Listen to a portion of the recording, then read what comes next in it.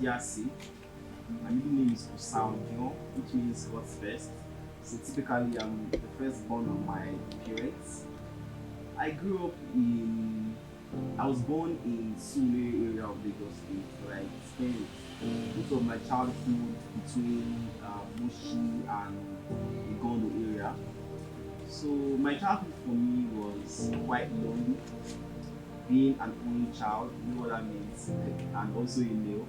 My dad used to be a disciplinarian. He would always want me to go inside, don't go outside, always indoors. Some people would call it get inside. And so growing up for me, I did not really have the luxury of being expressive as I would have wanted to. We had kids who were always, outside, outdoors, playing, who knew how to socialize, but I was always indoors. The few times I ventured outside, my dad would be like, he always had a spanking for me. And one of the things I am grateful for during those formative years was that my dad would go out, come back and buy me books. So I was very, very used to reading. Buy me all sorts of books, just read. So at a very tender age, I was inculcated into the habit of always reading, especially literature. So I think I wrote my first poem when I was about 8 years old.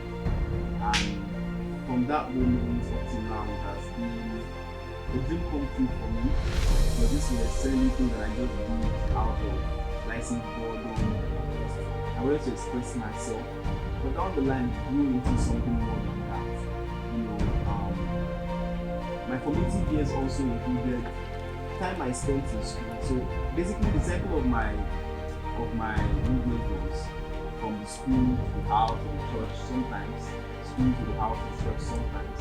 And when I'm indoors, the same books.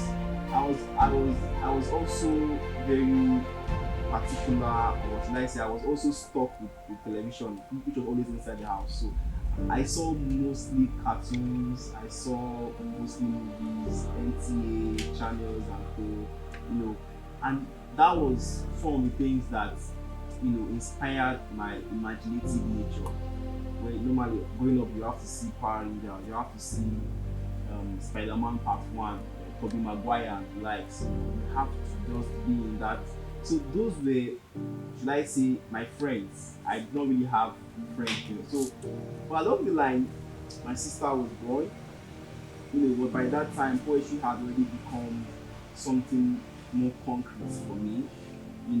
Although I would say I grew up a very weird person. Weird in quotes now, because having to be among classmates who were always talking about football, always talking about football, talking about the latest dance, who knew how to dance, latest songs, and I just wanted to write a poem about the little flower at the classroom window.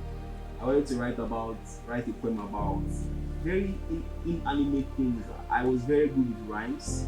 So at a point in time, it was more or less like, this guy is not even jack, this guy is just. So it was very, very difficult for me growing up, because I really did not have people of like minds to interact with. I did not have that luxury. And I was just all by myself. In fact, I never knew that what I was doing was poetry until I was in GS3. Yes, until I was in GS3, because I just did what I did. I had this thinking that poems had to rhyme. I never knew anything about poetry, structure, or how you should arrange your poems, free form, and all those things. I just wrote from the place of passion. And so far, so good, when I look back at all those years, I'm so grateful to God for bringing me this far, because I could never have imagined that thing I picked up a pencil and a paper to start expressing myself with those years, like many years ago, that thing would still be what I would be doing today. There were several times I wanted to give up, especially when people try to trivialize what you are doing. Maybe the relatives that will say, what is he even doing himself? Doing poetry. beg, go and read your book, go and do so many things, you know. And I find it very difficult to express myself to the adults of those times because, you know, I think that generation of, of people, they were not really particular about kids expressing themselves. They were just, they did not really give us the chance to express ourselves back in those days. It was always the strict, you know, treatment. Go and read your book, go and read your book, you be a doctor, you get a good job. That was the idea, that was what we grew up being told, you know. But I was very, very obstinate. I stuck to this is what I'm going to do. So even when I was in class, even when I was in the class, as little as I was then, I still found ways of expressing myself. Yes. So my family is, like I said, I spent most of my childhood between Gondo, where my parents used to stay, and Mushi area, where my aunties and uncle, like my maternal family, used to stay. My paternal family stays in Benin, so that was obviously too very far.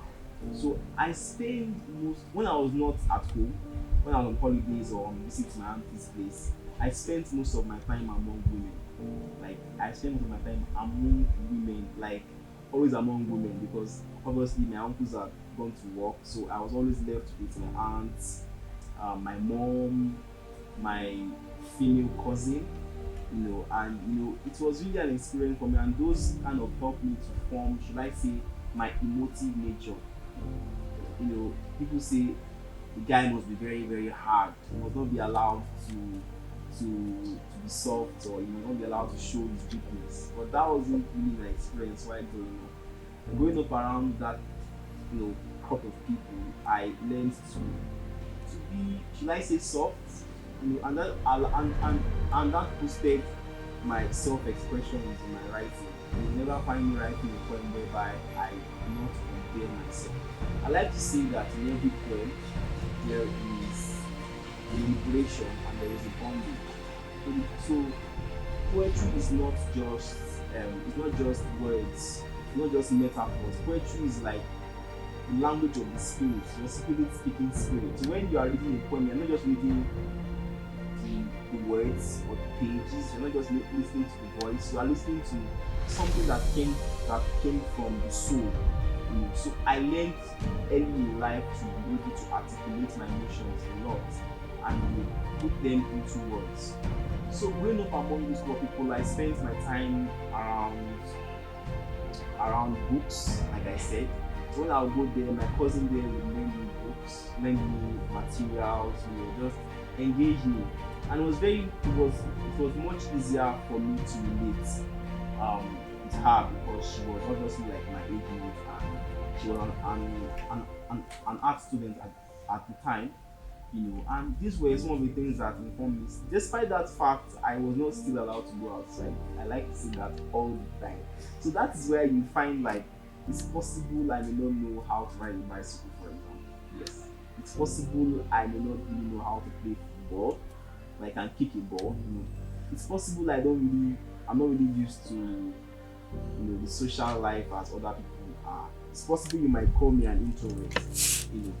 But that does not mean that I do not know what is happening in the world around me, because the kind of art that I do requires me to always be informed. So it's possible that I might be inside the room 24 hours, but that does not mean I will not know what's happening around. I might, you know, even sometimes I find that I'm even more current than those that go out. For example, I won't say for example, you know. So that has been my experience for me. So along the line, while, you know, writing poetry, there came a need to share my art beyond just writing for my diary. So that was when I started to lean into the romantic part of poetry, like writing love poems. And my dad was a lover of music a lot. He taught me that, not directly. So there were always evenings when I would just be on my own and I'm listening to John Williams, for example, or Kenny Rogers or Dolly Parton. And funny thing is, those were times I would like want to watch cartoon or want to watch a movie. So he would just switch off everything and start playing those songs. So from the beginning, I hated them. I did not like them. But as time went on, I knew how to sing the Don Williams song, and those things kind of, country music is more or less like poetry. So those things kind of, so those things helped in the evolution of my writing from just mere expression with words to being able to, add a bit of rhyme, understand that, there is a bit of punchline in this thing. Roses are red, violets are blue, Romeo is dead, but I still love you. That kind of, that kind of, that. So these were some of the things that helped and shaped me. Then we had the advent of social media like to go. We had poetry rooms, then we had like those were the times like boys were were boys. If you could not send someone to go, what was it even called, to go card or something, to go coins, you could not send someone to go credit, yes, at least you should be able to use those, flowery words to woo them. You know who I'm talking about. And from there I got into secondary school, like senior secondary school, where I had to go through adolescent changes. I understood my emotions.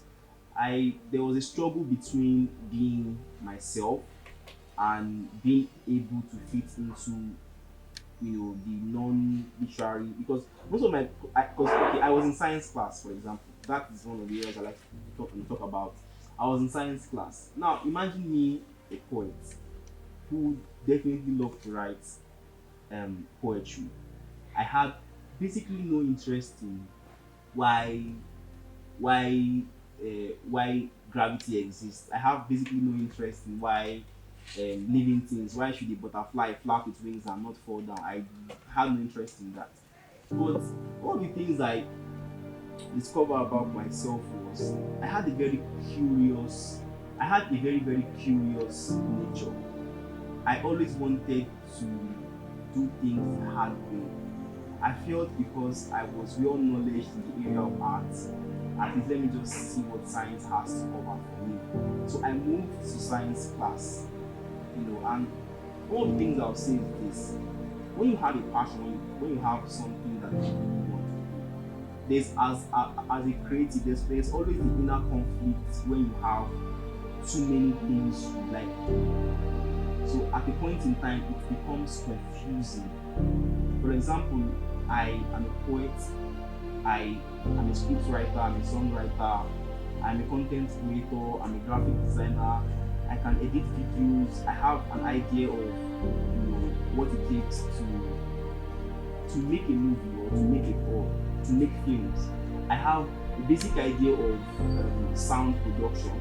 So imagine having all these things and having the conflict of knowing which of them to choose. That was my situation back then in school. And God being grateful to God, the kind of friends that I had, they never once imposed their will on me.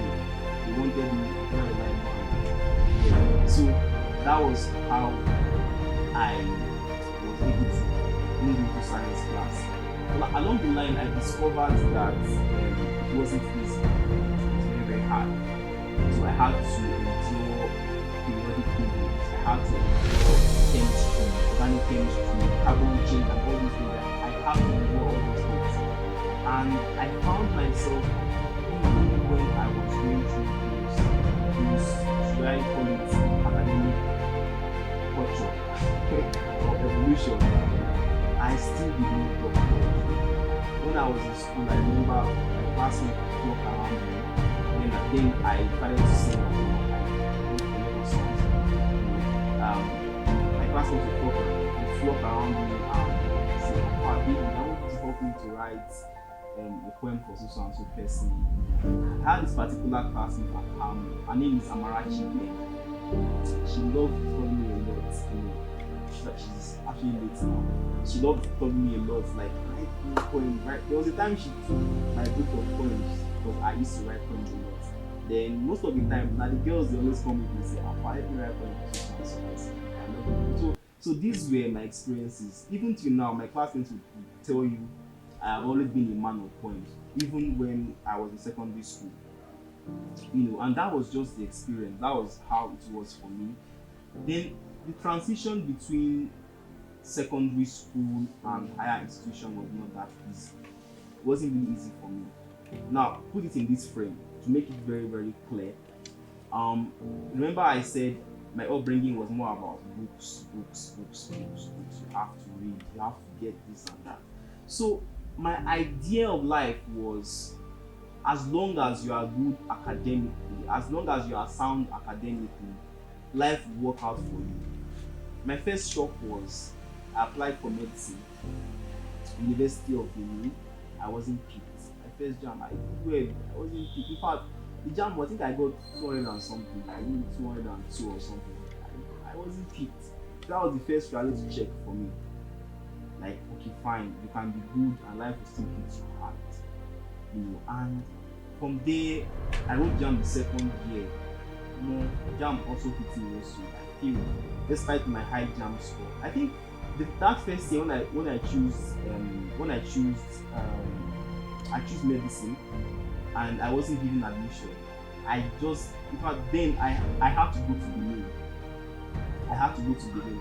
There's a poem of mine, title is Broken Toys. I talked about my experience where I talked about how I was having suicidal thoughts because how would I do good? And there's this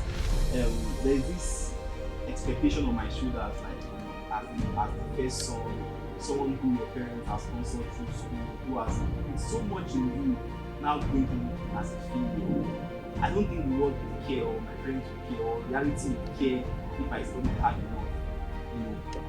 I wasn't a dollar. So these were very depressing times for me. I remember when I was coming back from I got to Ore, I wanted to cross the road and actually kill myself.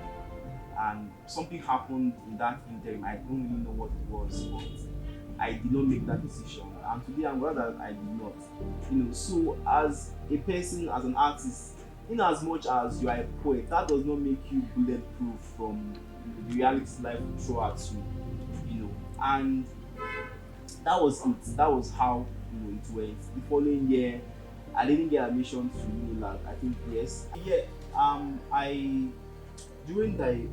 After the Uniben issue, I was very much distraught. I was down. I gave up writing a couple of times. Then during that time, we had the advent of social media. I was able to always share my poems with social media a lot, Facebook, WhatsApp group, Chizoba, and the likes. From there I grew my writing voice. Now this is not just about my writing per se; it's also about my personality and experience aside my writing. So along the line, I got admission into school, Yaba College of Technology, like Yaba Tech, Yaba College of Technology, that is Yaba Tech. I got admission into school and to study food technology, and that was a science course, by the way. And in between, I found myself, even in microbiology class, I found myself still writing. Sometimes we'll have laboratory duties, and right there in the lab, I'll be writing. I found it very difficult to do away with it.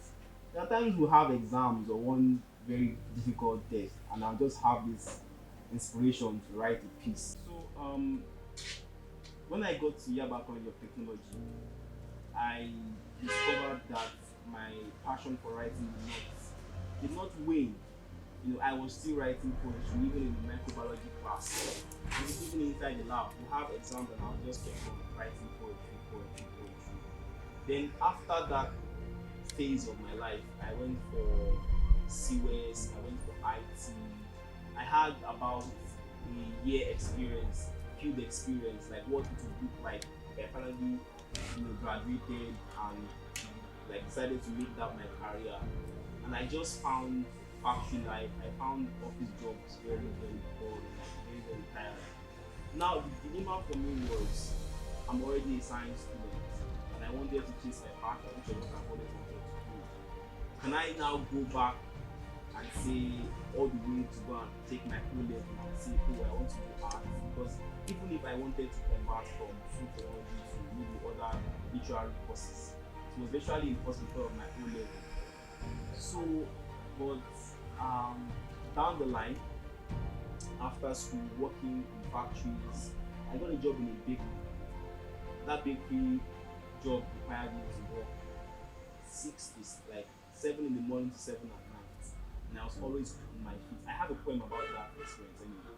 So always on my feet, slicing bread, slicing bread. In fact, I was literally working for my daily bread, you know, slicing bread in that condition, in the heat and everything.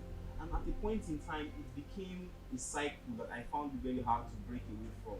I could not resign because I was just stuck in that reality of working. I would stand from morning to night, like stand, not sit down, from morning to night. I would say that I did not always start out my journey with the intention of doing spoken word poetry actively. And the reason for that majorly was because I used to stutter a lot. Yes, I do stutter a lot. So when people come across me and say, "Oh, I love your poems," or when I'm facing a very large audience and and they are telling me how much they want to be like me, sometimes I wonder if they could be able to put in the amount of work. Now, I'm not saying that I am there already, but when I look at the amount of process that I had to undergo, the long hours of rehearsal, the long hours of self therapy that it took me to overcome, should I call it a speech impairment now? It's really convinces me that whatever I set my mind to, like, can be able to achieve. Um, when I was doing page poetry, which was writing poetry on page, I could easily, write poems, But I discovered that oftentimes when I have to write my poems, people found it difficult sometimes to understand the full, the full width of what I was talking about. They could not really comprehend it, because one of the things about poetry is that the poet has no way of controlling what the reader understands that much when it's page poetry, because for example you make a metaphor out of rainbows. For example, rainbows could mean anything. Rainbows could mean beauty. Rainbow could be taken to mean a symbol for the LGBTQ movement.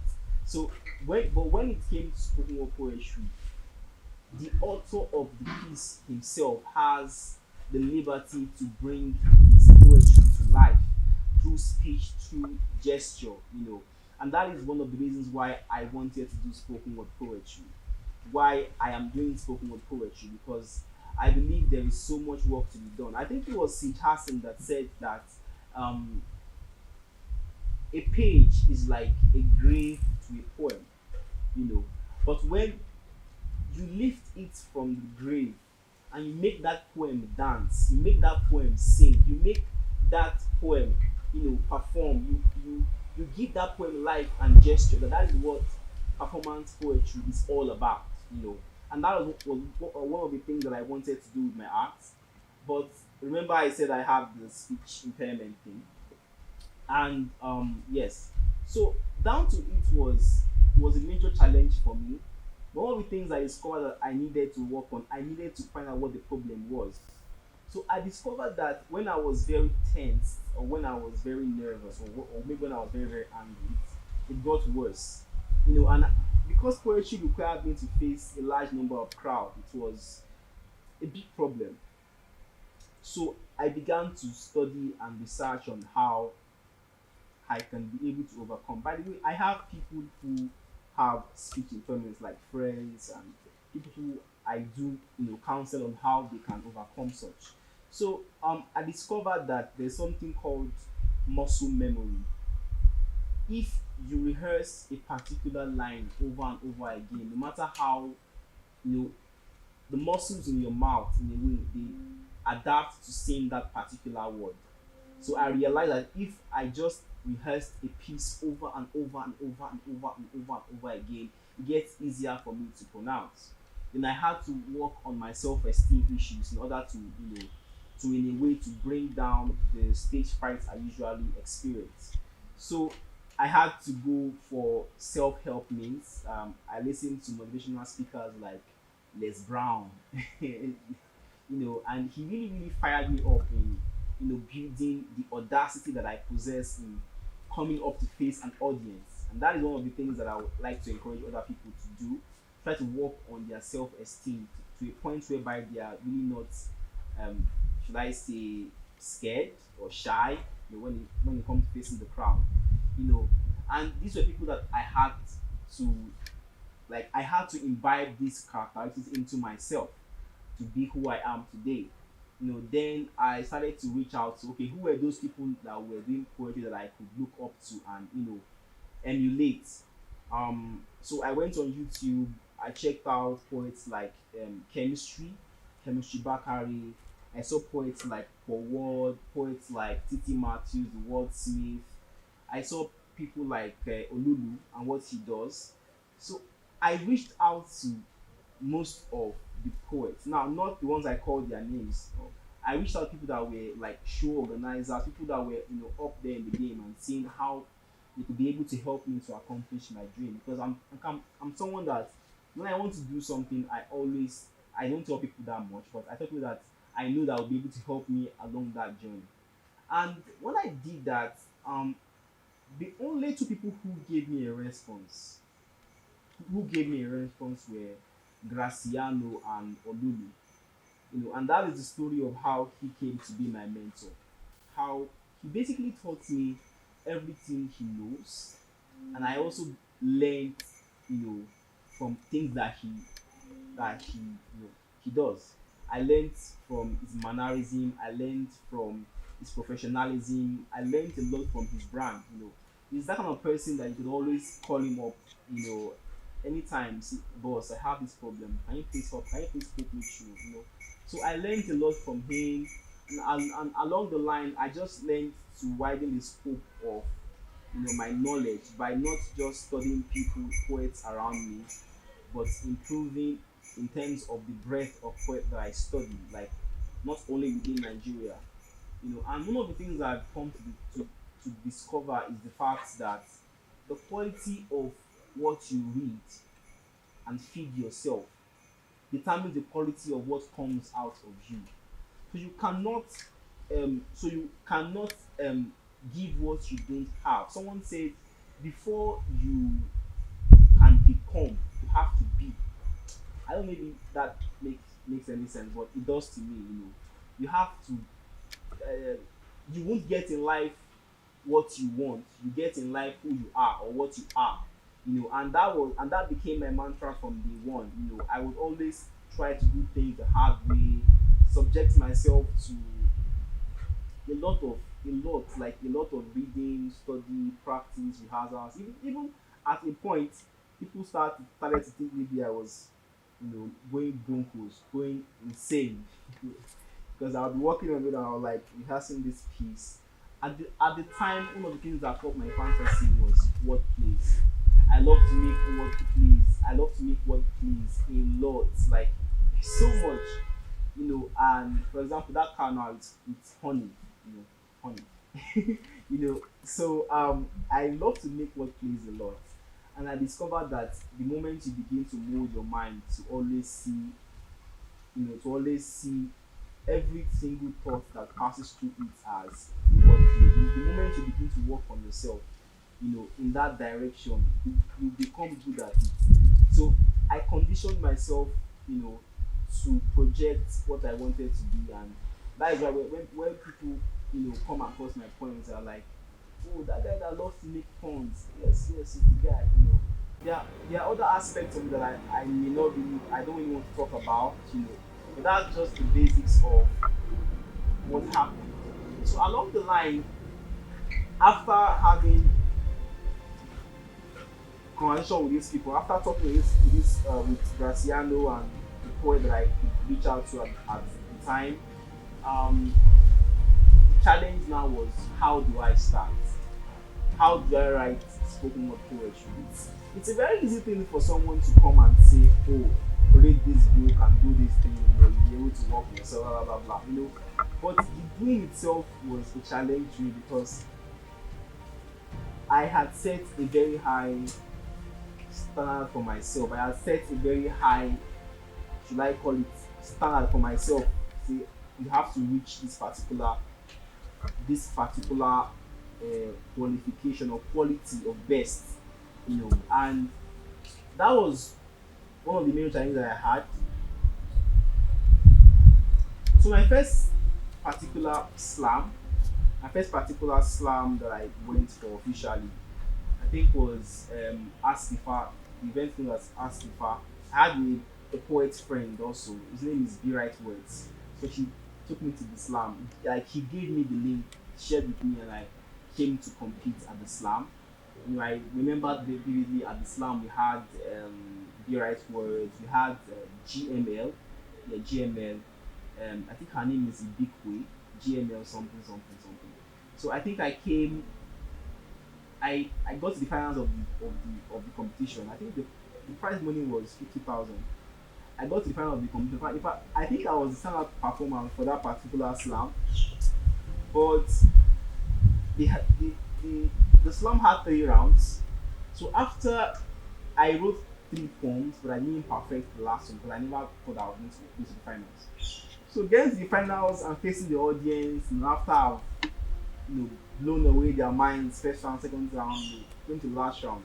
And the funny thing was that final piece, I rehearsed it up to when I got to the venue. I rehearsed that piece up when I got to the venue. You know, but the final round when I was performing my piece, I forgot my lines, and that was it. My head went blank. I did not have the knowledge to know that when you forget your lines during a performance, you just continue. The audience don't know your point. You don't know what you will say next. So how can you feel bad about what you have forgotten? Just go with the flow. I didn't have that knowledge then, so I freaked out, and that was how I lost out in that particular slam. Then I tried again for slams, and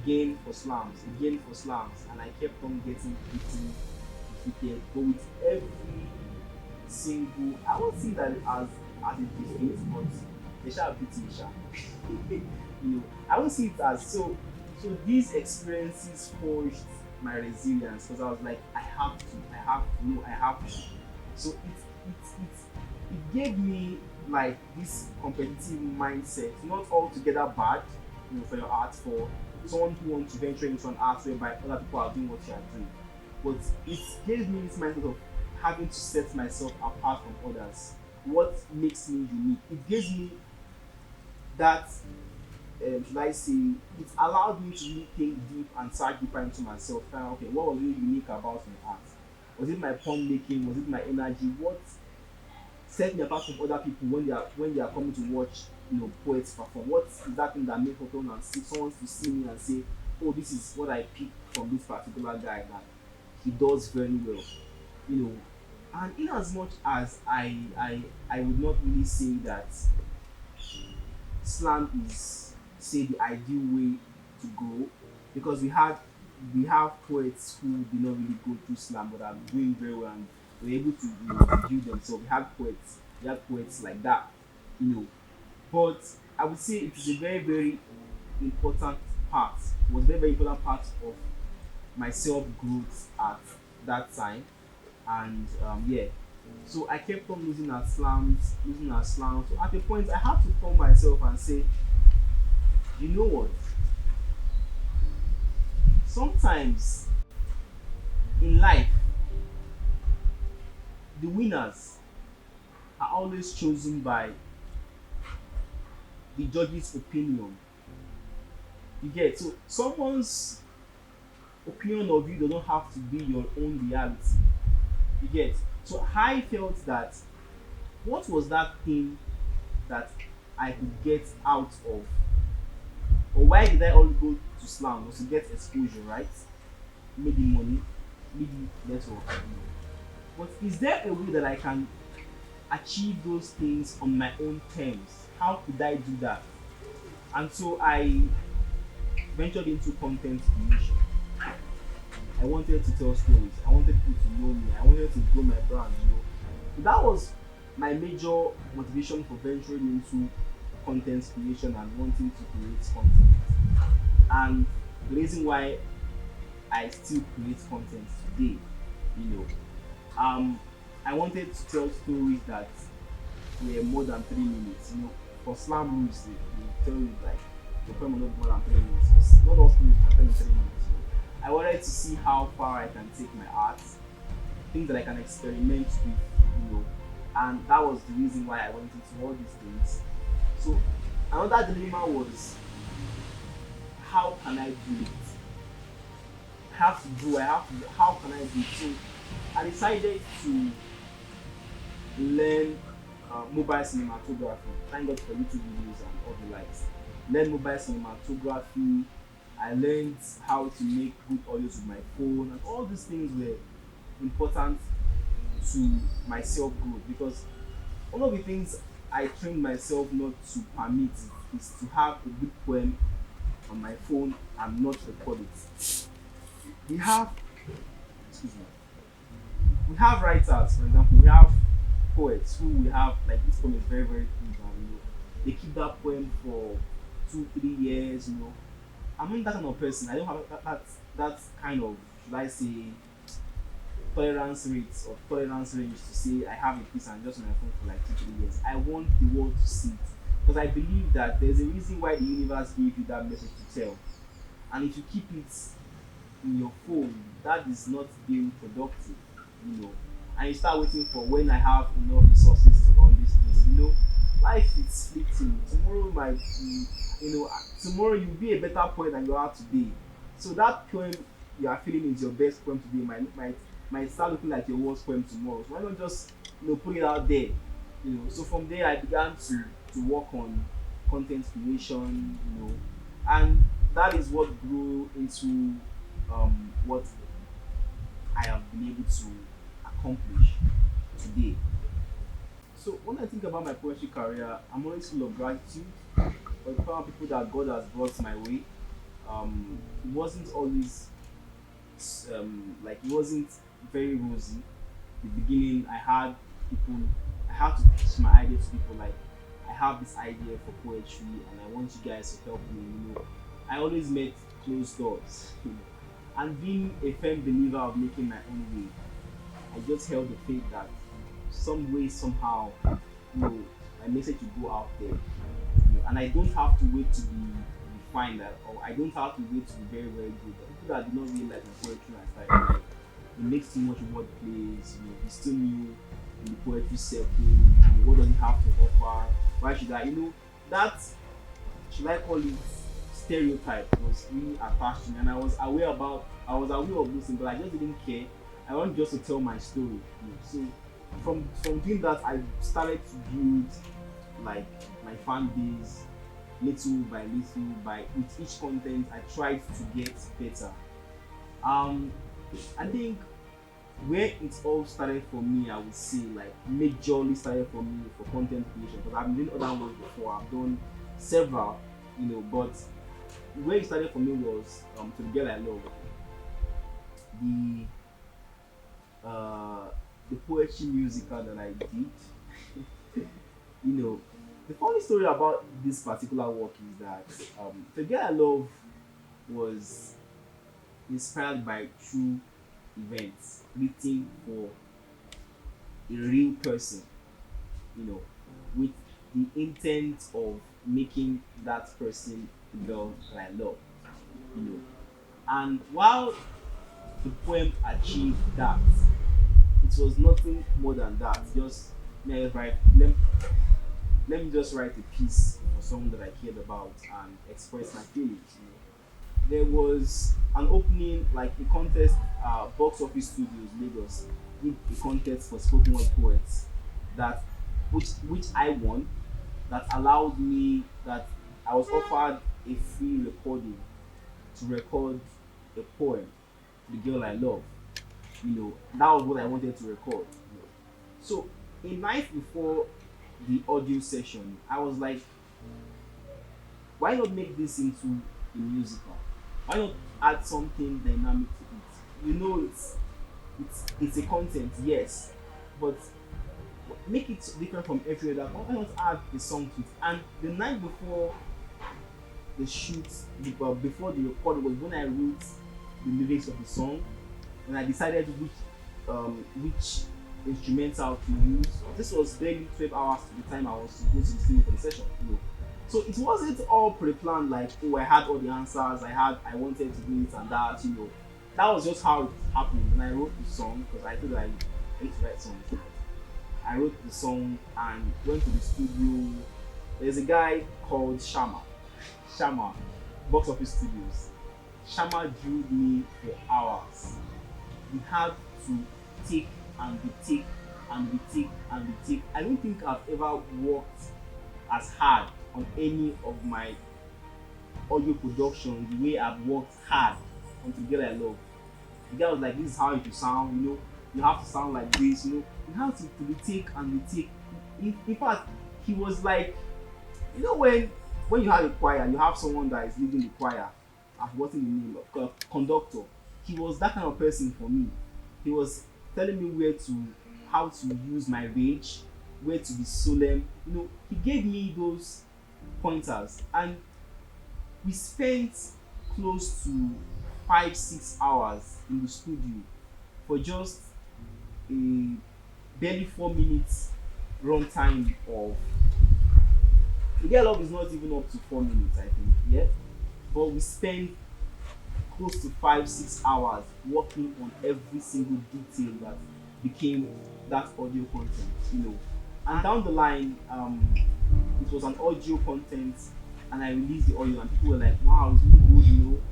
Then John Chizoba came along the way because I wanted to make a video for another piece. Then Gemini was the one who even told me about John Chizoba, like, go and see him, see how you can interact with him, whatever you have. So I told him what I wanted to do at the time, and he was like, okay, fine, this is how much it will cost, and like, I don't have the amount of money, but along the line, he just called me one time and like, PSALMIST, I said yes. After, let's go and shoot your video. I said, don't worry, let's go and shoot your video, and that was all I needed to just get my creative gears, sent in the audio.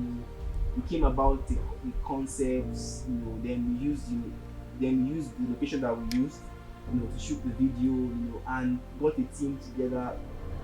Right, I think I can remember the Rhymes, I can remember Danny, I can remember Kenny, I remember Diana. We just went there and we made the content. And to date, when people encounter 78 PSALMIST as a poet, it is always not far from The Girl I Love. It has over 1K views now on YouTube. Like, it's always about people I still get reviews till date.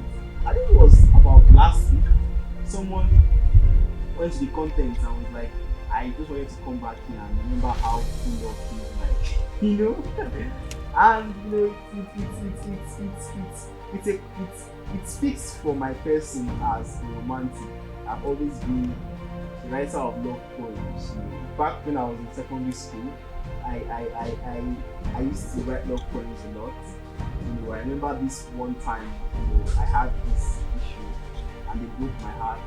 I thought somebody, the girl over, like, aggression transferred, So that was how love has been dealing with me a lot, but thank God, So yes, down to after The Girl I Love, I think I wanted to raise the bar higher, but I did not want to rush. I want to take my time in building myself, and I just wanted to improve. That was just my goal. So after The Girl I Love, I released a couple of mobile content, like done with phone, yeah. Then I think my second major project after that was my collaboration with Chemistry Bakari. One way to grow as an artist is to never get tired of pitching your ideas to people. So at the time, I reached out to a company on LinkedIn about making a content for, I think it was World Women's Day or something like that. And the guy was like, okay, write a piece for me and let's see how it goes. And he just kept on posting me. He just kept on posting me and posting me and posting me and posting me. So I went there with chemistry and made the content that became don'ts. And it's one of the things my mentor taught me about collaboration. He says always work people that you feel that are better than you. That way you grow. Chemistry is someone that I've always known from YouTube video when I wanted to be a spoken word poet. I think I mentioned that, and working with her was just an eye opener. I did not want it to be that when you hear 17 Sammy's part or when you hear chemistry part, you're like, oh, this guy is very good, but this guy tried to say in your part. So I wanted to up my ante. I wanted to up like how I wrote. So these are one of the advantages of collaboration. Another point that I think stood out for me was from street to prison. Why I loved that project was this particular reason. I went to an event around the Keja area. It was organized by Chima Osibu. Yeah. So this particular guest came up and shared the touching story of how someone was taken from the streets to prison. He told the story. It wasn't his own. He told the story. So he basically had no like a copyright. It wasn't his own exclusive experience. He just told the story, and so it's something that happens all the time in our society. So I was like, I reached out to him afterwards and said, I want to tell this particular story. I would very much like if you could, since he was I think he's an actor. I would like you to work with you on telling the story since I'm a poet. And so he said, okay, fine. I wrote in fact, we were two poets that approached him that said that saying we wanted to work with him. Unknown to me then that someone else had already gone to maybe for that purpose. So we were two poets. So the first poet was in talk with him always, sent him his own content all the time, like help me create this content, and he was like, okay, fine, I'll help you. Then I came along the way and said I wanted to tell the story. So I think when he read my poem, he was not impressed with my poem because it was basically straightforward. I kept on reminding him I wanted to see how far we can take it, and at a point he was snubbing me. He didn't even reply my DMs. The same thing with that other poet that approached him. What I learned from that experience is this. So I went ahead with my phone and everything I had. I went ahead and I made it into a content. I did not wait for him to sponsor me, or I did it on my own. I went ahead and did it on my own into a content which I publicized, which I released on my YouTube platform. And I sent him the flyer. I'm done with it. Just need your criticism. I want you to see how you can assist me, even with publicity, since it's your story, and I'm not going to couch your knowledge. While the other person still kept on till date, he never got to shoot the content. He never got to shoot the content. So I just be like, fine, let's see how we can do this. And that has always been my style. When I knock on doors and they don't open for me, I don't stay too long crying on, oh, this thing did not help me. I seek ways of doing them myself. That is why I can do something. I have idea of so many things. That is how I'm able to acquire this knowledge. So if I go to a parent today and say, oh, help me do this, and they're like, oh, I can't do it, I'm like, fine, I have a brain, right? Okay, fine. I will not be able to be as good as an expert. But having that basic knowledge, it goes a long way. It goes a long way in seeing how you can be more part of that process. So that was one of the things that helped me till date. When I have productions to do, I design my flyers myself. So I don't have to bother anybody about it. I write, So these are ways by which these are why it may seem why I'm very consistent with content creation, because I basically have an idea of most of the things. And I have people that are always willing to help me all the time. So that's how that went.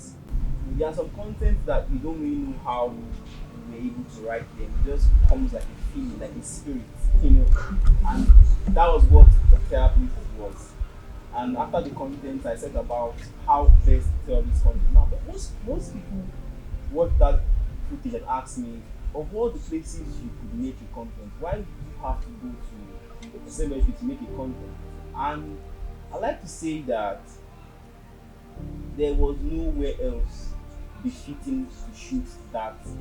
Let's put aside superstition. Art is what it is. Art is not Christian or Muslim. Art is not an atheist or a believer. Art is art in its purest of forms. And to do art like by removing or by taking away sentiment is one of the things that I love to always portray, you know, with my art. You get. So that particular phase of content production was very challenging because I had people tell me, oh, don't do this, you know. Even during the shoot I was scared. I will not lie, I was scared to whatever. You know, after the shoot, you know, like after a few days I was like, well, I'm here, nothing has happened. You know, but I got to tell my story. Then down to post-production, the person that was supposed to make the content, due to some reasons could not meet up with the deadline, and the flyers were out and everything was already out, you know, and I was already panicking. I recall I had to move that production, you know, forward like twice or thrice because the content was the 2020 content and you cannot push the release date towards into a new year, you know. But down the line I was able to rectify the problem. But one of the things that I learned from that particular experience is the fact that there will be times that things don't always go the way you planned it, and you can either choose to, you know, take a grip of yourself or just lose it. You know. Another content that comes to my mind is the slave ship content. Already by this time of my development, I was already venturing into, you know, historical, you know, working, having research-based content. Because one of the things I do a lot is I try to always assess my goals. Okay, fine, you've told this content. How can you up your ante? How can you go higher? How can you do more? Yeah, so that was one of what I wanted to achieve. And I'm like, okay, fine. There are basically two stories I've always wanted to tell. One is the slave trade, the slavery themed content, and the other is the Biafran War. And to do that, I had to study. So this was like, fine. I have you know, put myself through difficult. Like I have had to learn a lot, you know. But this was a whole new field for me, and I didn't know anyone who has done such that would guide me on how best to do it. But I spent about 2 months in reading and studying materials, and from that experience I was able to understand that there is always a difference between when you tell a story based on talent and when you tell a story based on knowledge. Knowing that experience sets you apart from just telling that story from. So I took my time, and before you know it, I was able to piece together that, you know, whole content. And sometimes there's a part of content creation that I can't quite explain. Sometimes it's called maybe, should I say luck? You just come across someone or maybe a line or whatever, or people around you that just, you know, do things that are aligned, or that or that you know, that will align your path to getting what you need to run that particular project. And that was just the experience for me, even down to the making of the video itself. Now that video was, it was never really my intention to tell it that quickly. Like I said, God has always put people in my path to always help me along the line. I like to call him Link's Shorties. He just approached me one time. I was like, I want to work with you. I want to do this for you. Like, I love what you do. Like, can we work together? And I was like, okay, fine, yes, we can. Because of, I wanted to be intense, and that was why I said, okay, fine, we can work on this, you know, slavery content, but I need time to research. So it took about, I think, 2 months. Yes, 2 months to gather everything. It took another 2-3 months for us to like shoot the video. We went for location scouts and everything. So it was not, most of the time it was not planned. Like it was not like, oh, I had it all figured out. I just like, I want to tell this story and I just don't know how. I just trusted the universe to, to bring about what I wanted. Now down to the Biafran content. Like I said, I had two stories I wanted to tell. We had the Biafran content and the slave ship content. Now the irony of this is that um I wrote the Biafran content before I wrote the slave ship content. In fact, I had already shared the piece with John Chizoba earlier, like last year, earlier last year, and he was like, wow, I want us to work on this. So but at the time there was no concrete idea of, okay, how I wanted to tell this story. I never planned to tell it like a documentary or a docu-poetry. Now I never had that clear picture in my head at the time, you know. But after I told the slave ship content, I was like, okay, fine, this is time for me to like to actually do this. So I reached out to him again, and before you know it, the whole idea just, came together. So it's not as if this one, this like I had it all figured out. But one of the things that stands out for me for that Biafran content was I read a lot, like a lot. There is virtually no documentary on the Civil War which is on YouTube that I have not seen. On YouTube that I have not seen. I gave myself so much to that content. It was even more than just telling a story because I'm a poet. It became a real experience. Like there were times I would really have dreams. Imagine, putting yourself through the trauma of others, like having to, to go over the experience of people who died during the war.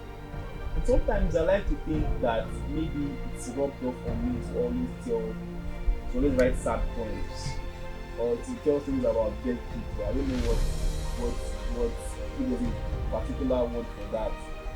But I feel that one of the functions of poetry, one of the aim of the poet should always be to tell the story of those who have no means of speaking.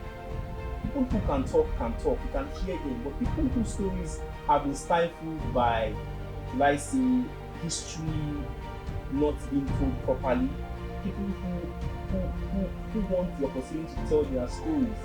Like when I was reading Chinua Achebe, there was this urge in my spirit. It was like something was just impressing on me the need to tell stories of people that ordinarily their voices would not be heard.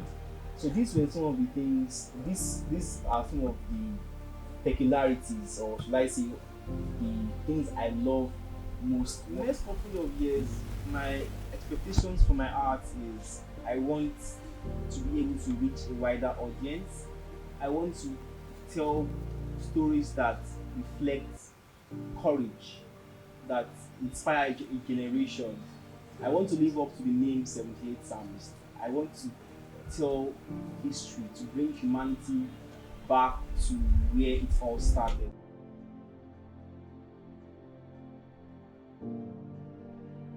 David is my son. I would say I don't even know where to start from. Let me start from let's say when he started the nursery school. So then when he was in lower class in the nursery school, he could not write well. Then I used to visit the school to see weekly to see how far with his performance. Then the teacher told me that he wasn't doing fine in writing, and this made me to encourage him. Most times when he's at home, I'll give him book to write, keep on writing. What is this? What is this? Then I created time for him as a mother, putting him through his studies and make sure he writes, to make sure that he gets a good handwriting. And this made him to have a great interest in writing. When he finished primary school, even before he finished, I discovered that most times he just keep on writing, pick up pen, start writing on his notebook. At the time, I felt pain because the class teacher complained to me that his lives were rough. So then I had to buy him a jotter. Even after buying the jotter, I discovered that within some days the jotter was finished. I was surprised. They finished primary, then secondary. Started the same thing. Started doing the same thing. He was always fighting.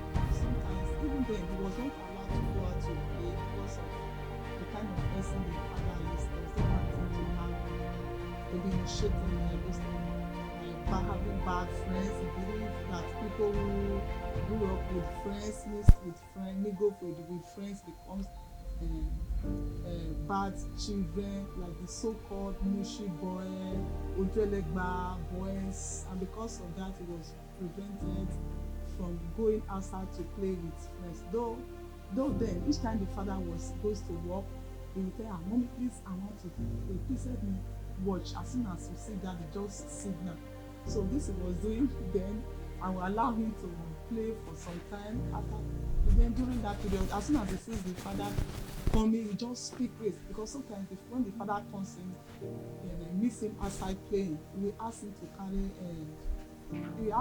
put down or carry the stool, joko, what the local name, carry joko and kneel down for hours. So that was why I started guiding him. Then at times, if he goes to school, then if he goes to school, he keep on writing. But at the time when he got to secondary school, he told me that the teacher advised him, because the father wanted him to be in a science class, which I was also in support of. Even then, I discovered that he was also writing, always writing. There was a particular day he told me that one of the teachers in his school advised him to do this literary something, since he's good in writing. But in those days, we believe that at least science class is the best class for a child, and this made us to encourage him to go into science. Then by the time he passed out from secondary school, so he wanted to become a doctor, to read medicine, but it was not so easy. There was a lot of challenges and difficulties along the way. He was at home for years, doing one job, he didn't find things easy at all, and he wasn't always helping, but I keep on encouraging him that please, our life has the best to offer him. So after some time, he went to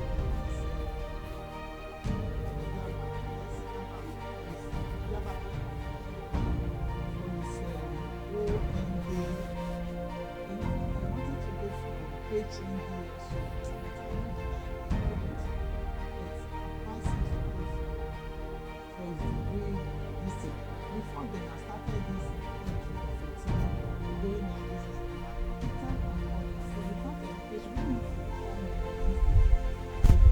but we need to upgrade your qualification, because the country we find ourselves now, without education you are nothing.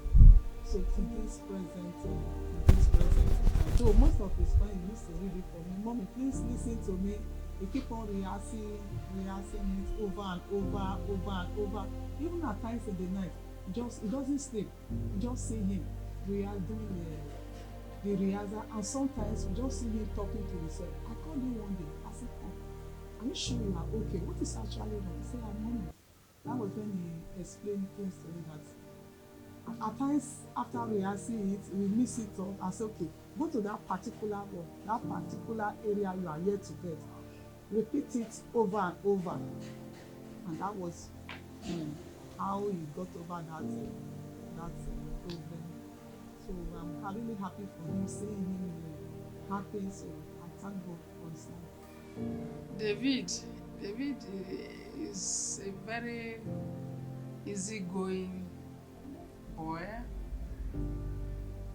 Even when he was very small, he's easy. He doesn't talk much. When he told me about this poem or something, but I noticed that he can go into the bedroom, only him will copy. That was when I noticed what is happening? Ah. I said, what is it? He said, Mommy, I'm doing something.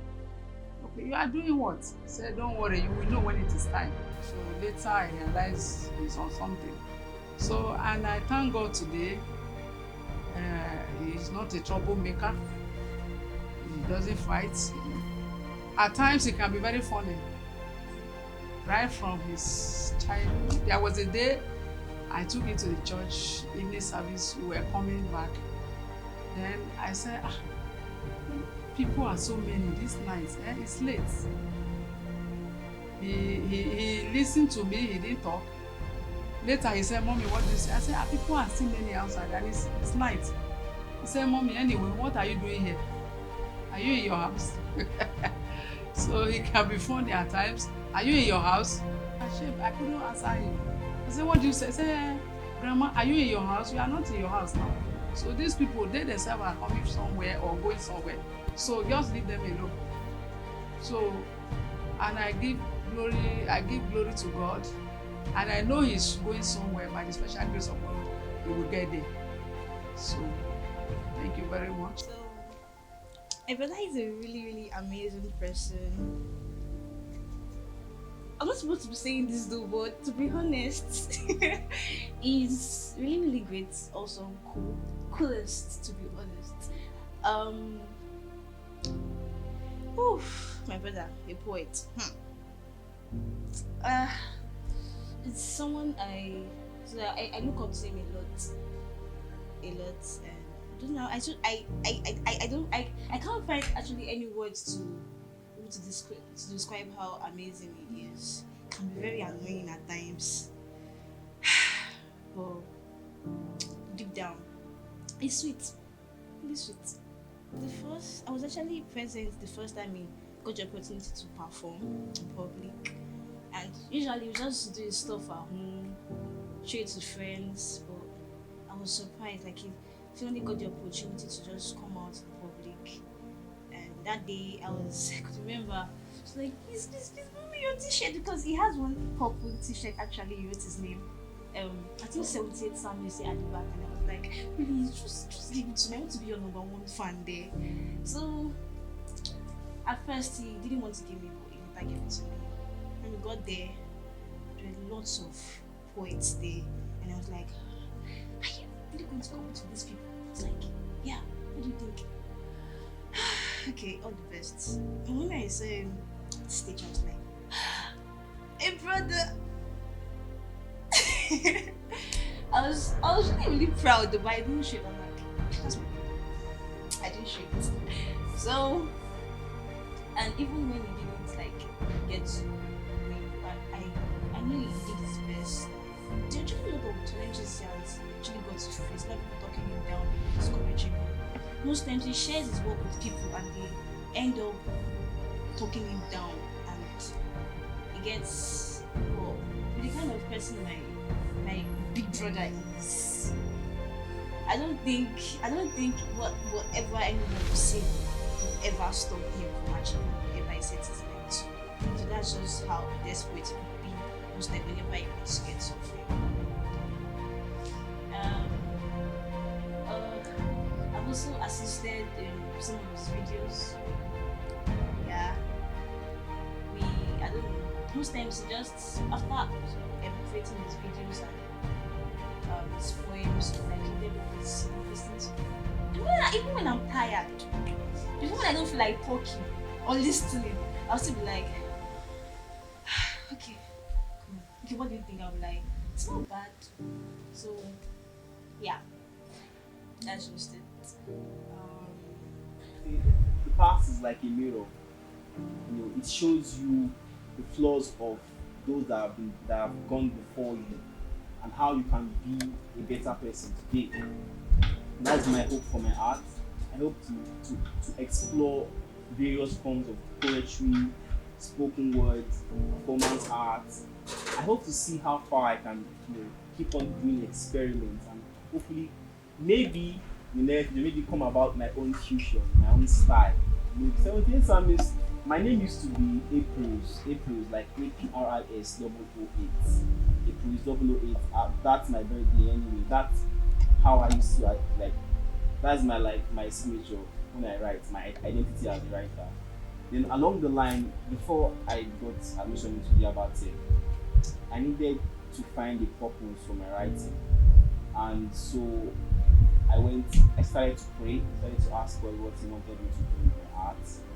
And so He led me to the book of Psalm 78. Now, Psalm 78 is the longest of the historical Psalms, which then you can understand why I have an affinity for history, and spoke about how God's people, how God helped God's people in the past, and how they erred, and how God was still able to show them mercy and reunite them with Himself, and how they played the pivotal role in using the skill and diligence.